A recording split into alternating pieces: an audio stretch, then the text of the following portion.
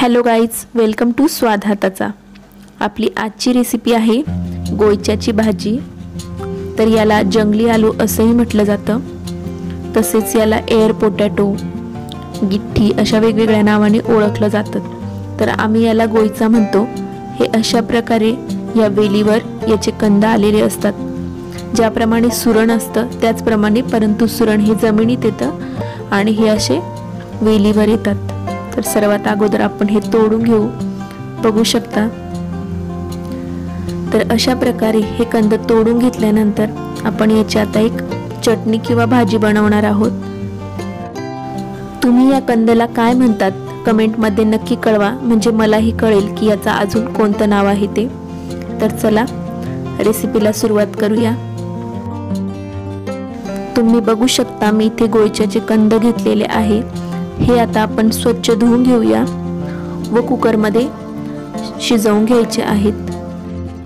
इथे मी हे कंद स्वच्छ धुवून घेतलेले आहे। आता यामध्ये आपण साधारण 1 ते 1.5 ग्लास पाणी टाकून 4 ते 5 शिट्ट्या करून घेणार आहोत।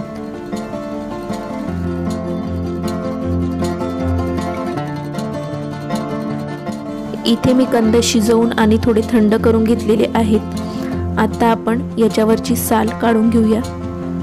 ज्याप्रमाणे आपण बटाटे शिजवून त्याची साल काढतो त्याचप्रमाणे आपल्याला या कंदाची साल काढून घ्यायची आहे। फक्त बटाट्याची साल ही पटकन निघते, तशी याची साल थोडीशी अवघड असते। तर ती आता आपण संपूर्ण कंदाची साल काढून घेऊया।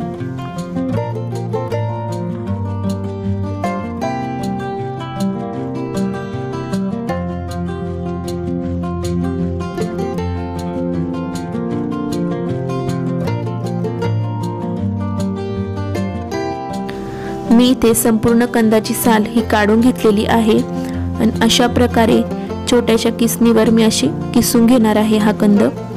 तुम्ही इथे मॅश पण करून घेऊ शकता, पण यामध्ये तुकडे राहू नये म्हणून मी अशा प्रकारे किसणीवर किसून घेते आहे।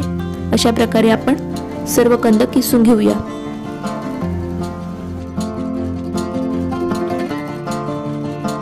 सर्व कंद इथे किसून झालेले आहे। आता पुढचं साहित्य बघू। इथे मी जिरे, मोहरी, लाल मिरची पावडर, मीठ आणि लसूण थोडंसं कुटून घेतलेलं आहे। इथे मी गॅसवर एक कढई तापण्यासाठी ठेवलेली आहे। यामध्ये साधारण 2 पळी तेल टाकूया।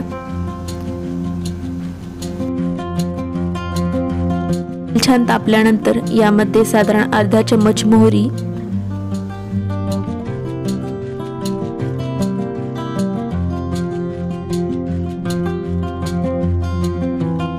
यानंतर कुटून घेतलेला लसूण हा आपल्याला लालसर तळून घ्यायचा आहे। लसूण तळत असतानाच यामध्ये साधारण अर्धा चम्मच जिरे टाकूया।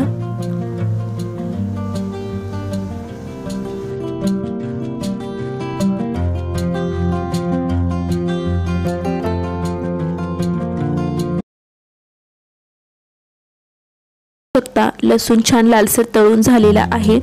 आता यामध्ये साधारण 1.5 चम्मच लाल मिरची पावडर, यामध्ये बाकी कोणतेही मसाले टाकण्याची गरज नाही। व त्यानंतर आपण किसून घेतलेला कंद, हे सर्व आपल्याला व्यवस्थित तेलात मिक्स करून घ्यायचं आहे।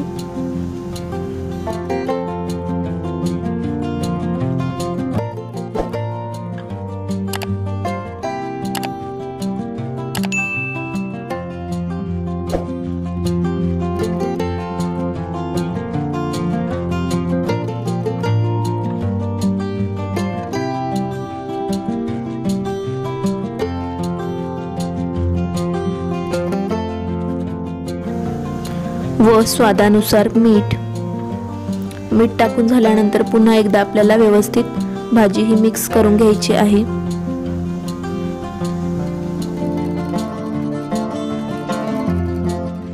ही भाजी आपल्याला 2 मिनिटांसाठी झाकून द्यायची आहे व गॅसची फ्लेम ही कमी करायची आहे।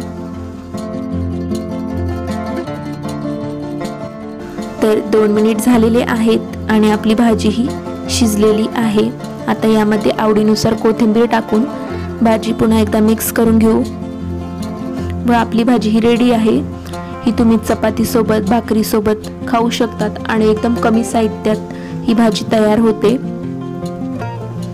तर रेसिपी कशी वाटली कमेंटमध्ये नक्की कळवा। जर व्हिडिओ आवडला असेल तर व्हिडिओला लाईक करा, चॅनलवर नवीन असाल तर सबस्क्राईब करा। पुन्हा भेटूया अशाच एका युनिक रेसिपी सोबत, तोपर्यंत बाय।